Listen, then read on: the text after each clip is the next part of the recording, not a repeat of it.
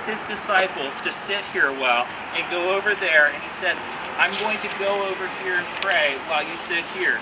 And he took him, Peter, and the two sons of Zebedee, and he began to be grieved, and he began to be distressed.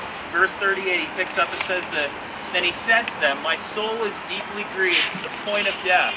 Remain here and keep watch with me. And Jesus is imploring the disciples, I need you to be on my team today. I need you to have my back. I need you to be here praying with me. And so he says specifically to Peter and the two sons of Zebedee, he says, I need you to stay here and pray.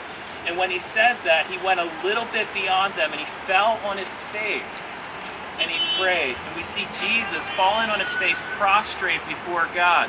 And even as I look at that context, that's not something we do often anymore. We're just by our body posture, we put ourselves in a position where we're simply saying by how we're sitting or how we're kneeling or how we're laying, that God, you have all of me. There's nothing else that is in me. I just want to surrender myself to you. And so we see Jesus falling on his face, and he was praying. He was saying, My Father, if it is possible, let this cup pass from me. Yet not as I will, but as thou wilt be done. And so this is the piece that I just didn't pick up for years. Jesus came here, and he actually prayed immediately as he was prostrate on the ground.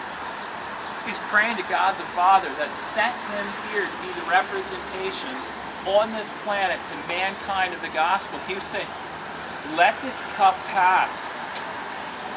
If I could, be so bold, God the Father, if you could let this cup pass, if there's any way for it to pass. And what it is the symbolic form here of cup, and we can see this in the Greek language, it's talking about the weight of your and my and all of humanity's sin throughout time. The cup, in a sense, is the Gethsemane. It's the weight, it's the stone that's been placed on top of the olive, right? Those olives for hundreds of years, everybody knew about it. Jesus came here to the Garden of Gethsemane and said, God the Father, could you let this cup pass? But if your will is for me to go through this, then I'll bear it. And he says, picking up here in verse 40, and he came to the disciples after he had prayed this, being very distressed. He came back and he found them sleeping. He found them sleeping.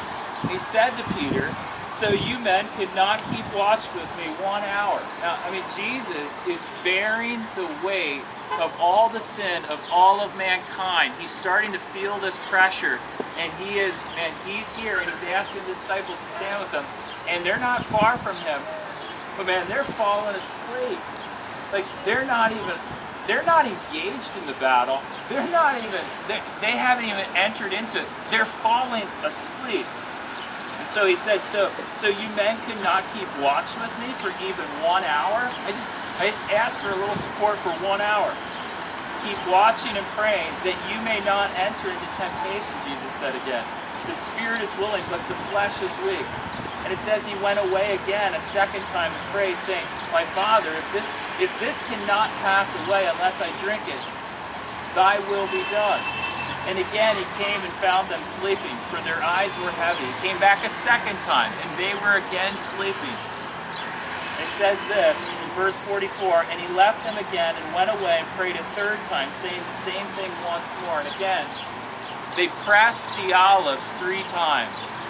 Everybody knew how you got the most out of an olive. You placed the Gethsemane on them 3 times. Each time, you got some oil out of it. This is a parallel passage we see showing up in Mark, Luke, and John as well. And in the parallel passages, we see that Jesus is pressed to the point where there's actually blood coming out of his pores.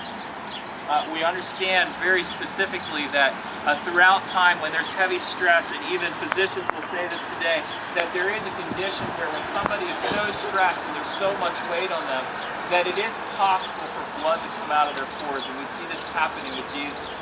And so Jesus goes back the third time, and he went away again, and he came and found them sleeping, for their eyes were very heavy. And he left them again and went away and prayed a third time, saying the same thing once more. Then he came to the disciples and said to them, "Are you still sleeping and taking your rest? Behold, the hour is at hand, and the Son of Man is being betrayed into the hands of the sinners. Rise, let us be gone. And behold, the one who betrays me is at hand." Now, are we standing? Are we sitting on the very spot where all of this happened? I don't know. But we are probably within a couple hundred yards of it. This is the garden. This is the Garden of Gethsemane. This is that stone, that representation in first century of the weight that was placed on olives, but the weight that was placed on Christ. And more specifically, gang, we need to recognize that Gethsemane, the weight of sin that was borne by Christ, is yours and it's mine. The Old Testament system, man, people came from far and wide. They came from Libya, they came from Cyrene, they came from all over the world to come to the temple.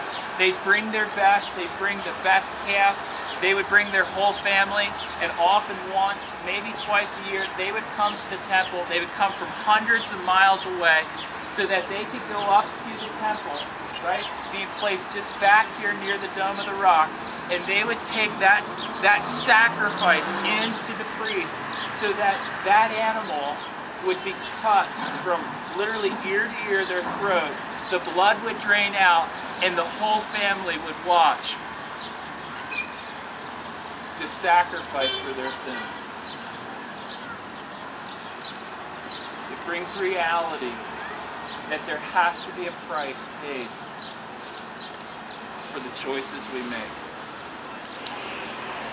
For us, after Christ being the final sacrifice, being, right, the one who bore the Gethsemane for all mankind, for all time, that Gethsemane is the same, it's the same participation, it's the same act as those who went up to the temple to have a sacrifice for their sins. That Gethsemane being placed on Christ, he being our sacrifice, takes away our sins. I don't know if you've ever thought about that. The weight of what he bore and what began to happen right here in the Garden of Gethsemane, because it connects to every one of us. We no longer have to go up to that temple.